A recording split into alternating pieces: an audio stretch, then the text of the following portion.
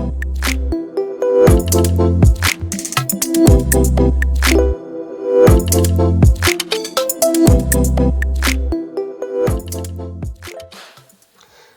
to the North Carolina Science Olympiad Division A Just Plain Awesome Alpha Build video. My name is Jimmy Jordan. I am the event leader for flight and Just Plain Awesome. This is the first year that Division A has had a rubber-powered airplane, and this year we will be using the AMA Alpha kit, which is in a nice red, white, and blue box, very patriotic, nice little airplane. This is a simple airplane as far as rubber-powered airplanes go. It's mostly balsa and plastic with some foam components. Sometimes one of the problems with assembling the airplane is the foam components because they are fragile. The first thing that's important for you to do before you even think about building the airplane is read and understand the rules. The rules are available on the North Carolina Science Olympiad website. Understand that the Alpha is the only airplane that can be used in Division A, Just Plain Awesome. Only materials that are found in the box, in other words, the kit materials, are the only materials that can be used to build the airplane. There are a few exceptions, and I will speak about those. There are a few things that you need to build the airplane. You will probably need tape and glue, pins, maybe some sandpaper to build, repair, and adjust the airplane. And that is okay. That falls within the rules. You have to be able to assemble the airplane. So glue, tape, pins, that kind of material, not found in the box, is perfectly fine to use in the assembly of the airplane. Additional wood or foam or metal or plastic components not found in the kit box cannot be used to build the airplane. Parts from another Alpha kit can be used as replacement parts. There's nothing wrong with that. All the kits are the same. If you damage a wing, take a wing from another kit, replace it. Like kind replacement is fine. You're not adding anything that's not found in the kit box. But you can't use another set of wings and make 4 wings on the airplane. The Alpha is a simple airplane, but it can be difficult to assemble without damaging some of the parts. And it's important to be able to put the airplane together without damaging the parts. The purpose of this video is for me to show you how and the ways to make the assembly easier so that you can successfully build the airplane. One point I would like to make is this is an airplane. It's a little rubber-powered airplane. It is not a toy. Toy airplanes do not fly.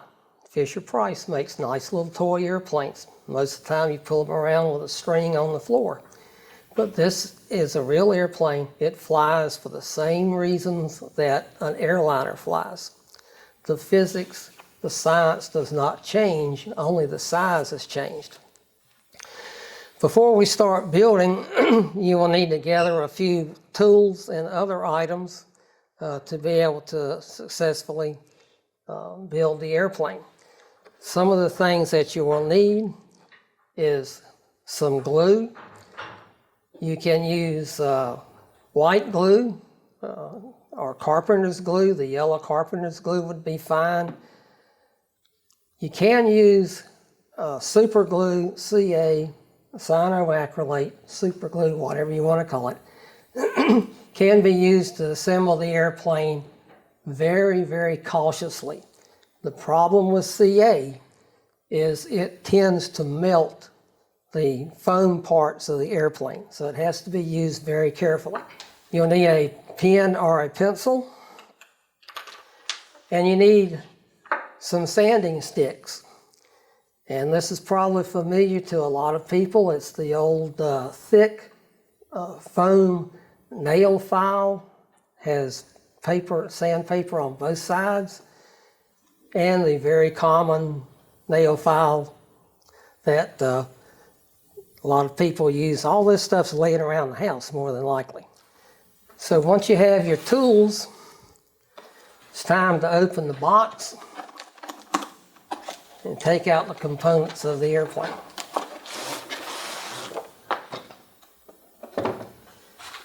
Everything that you need to build this airplane is in this box. There is a set of instructions. My instructions will deviate from the printed instructions, mainly because this kit was intended to be flown outdoors and not indoors. So there's some things that we will do differently to make it easier to fly indoors. You have two wings. They are foam. These are delicate. Be careful not to crush the foam while you assemble the airplane. There is a balsa motor stick. This holds the motor, the propeller, the wings, and the tail. It is the fuselage of the airplane. You have a package of rubber and propellers. Now, one thing about the propellers, I have seen two different editions of this kit. Some of the kits come with a red propeller. Some of the kits come with a black propeller. Some kits come with both propellers in the box. It does not make any difference. They are identical other than the color, so they're perfectly fine to use either one. There is a plastic wing clip. This is what holds your wings onto the fuselage.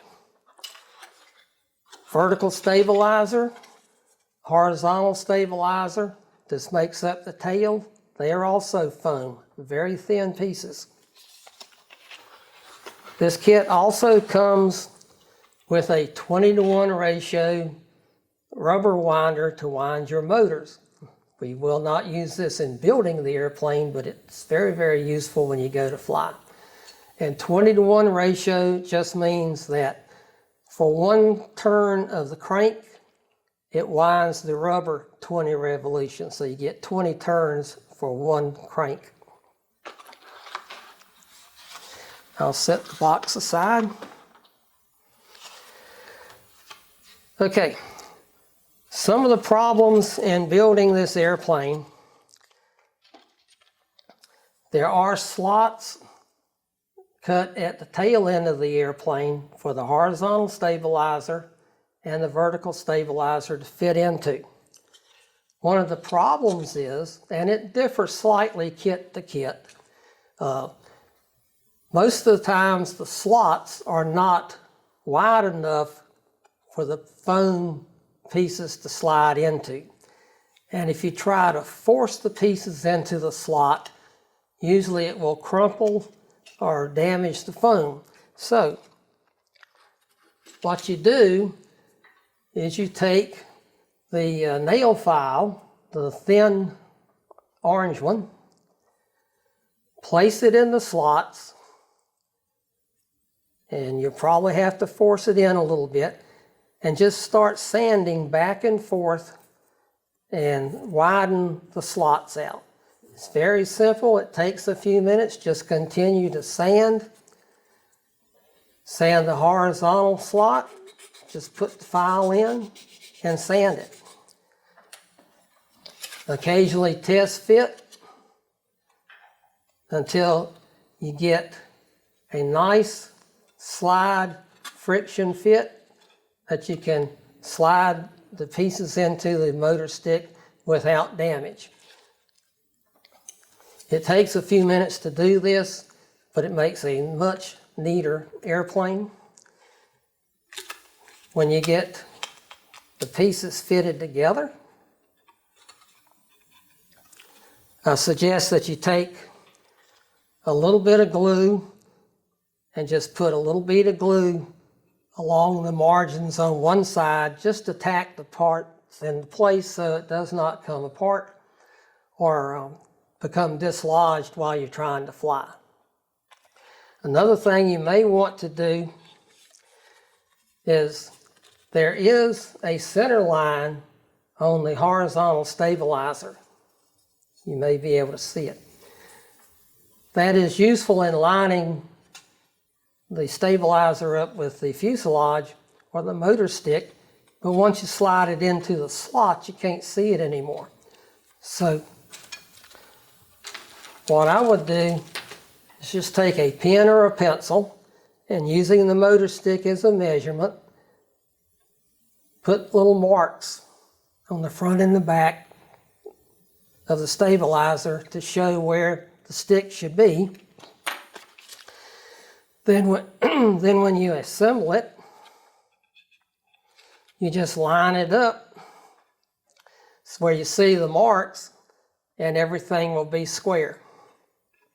Makes it much easier to trim the airplane when you get ready to fly if everything is assembled straight and square. Another part that sometimes is hard to fit is the propeller assembly. There is a little channel that slides over the end of the stick to hold the propeller onto the airplane. Every one of these I have ever built, the stick will not fit inside of the prop holder. So again, take a sanding stick.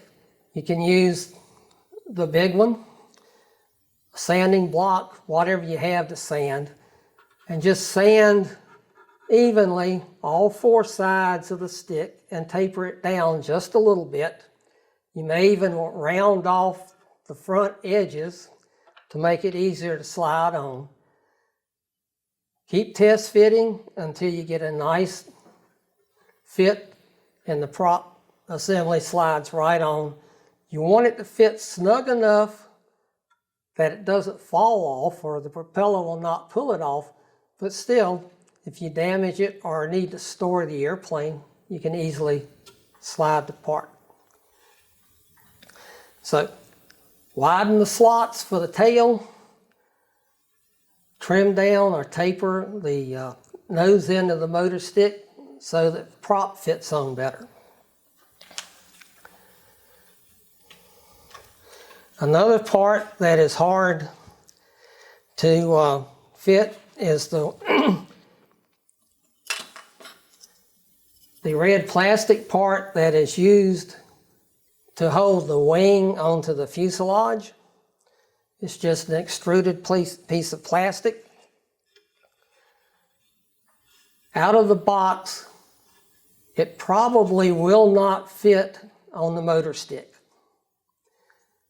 The plastic is more narrow than the motor stick is, and you can force it on, but if you force it on, you probably will never be able to get it off, plus you cannot move the wing. And when we get to flying the airplane, being able to move the wing, slide the wing forward or backwards to adjust balance is very important. So the trick to this is to take the thick foam fingernail file, place it in the slot that goes on the motor stick. You'll probably have to force it in to start with, and then start sanding in that slot. What you want to do is to widen the gap. So sand both sides of it, put pressure on one side and sand, put pressure on the other side and sand.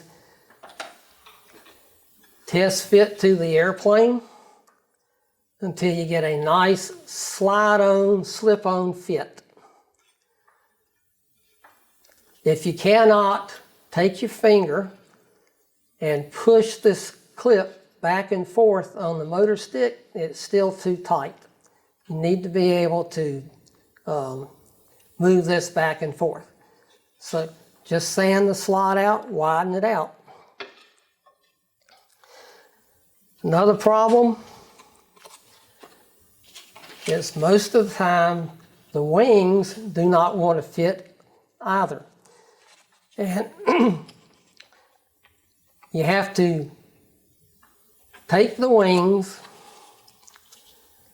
and slide into these slots on the side. And most of the time, just like this one, it's a little bit hard. It doesn't want to go in. So what you can do is you go back to the orange fingernail file, place it in the slot, and give a few strokes with the sandpaper to widen that slot. You don't want to be overly aggressive, but sand it a few times and then test fit the wing to see if it will slide in place.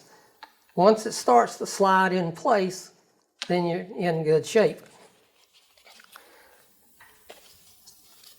If you damage the wing root, the end of the wing, trying to get it into the slot, which happens very often, the foam will tear or crumple, makes a very jagged edge. What you can do is you can use some clear cellophane tape, Scotch tape, or whichever brand you prefer, which is allowed by the rules. Tape is allowed by the rules. It's not considered additional material. You can pull off a piece of tape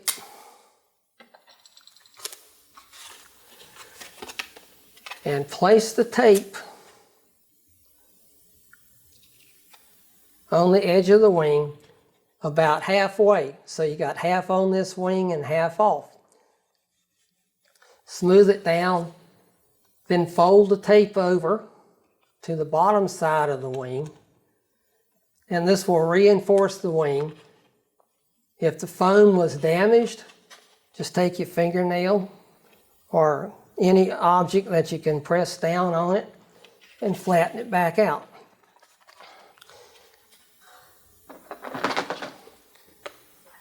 Trim off the edge of the pieces of tape.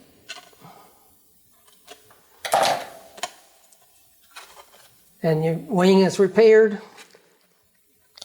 It will also, the tape is a little bit slicker, and it will actually make it easier to assemble the wing into the wing holder. There is a metal piece on the bottom, a reinforcement on the bottom side of the wing. When you go to install the wing into the wing clip, if you place it with the metal strip into one corner at an angle such as this, then rock the wing forward a little bit, the wing will go in the slot. Then you can pull the wing all the way into the wing clip. Make sure it's pushed all the way in, and you have a nice wing assembly without damaging the wing. Notice that I said pull the wing in. If you try to push this thin foam, it's just going to buckle and crease and make a big mess. So always pull the foam instead of trying to push it.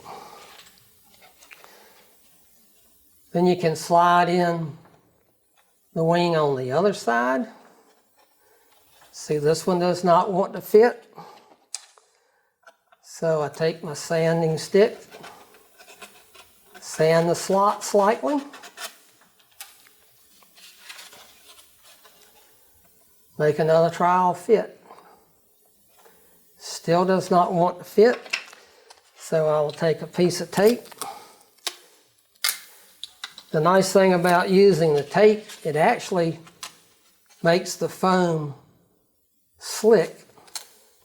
And the corners of this wing mount tend to dig into the foam, and that's why it doesn't slide very easily. So we modify this wing. Well, not really modify it, we just strengthen it a little bit. And it should just slide very easily now into the slot. Remember, pull the wing in, don't try to push it. This one is still a little tight, but it will go in.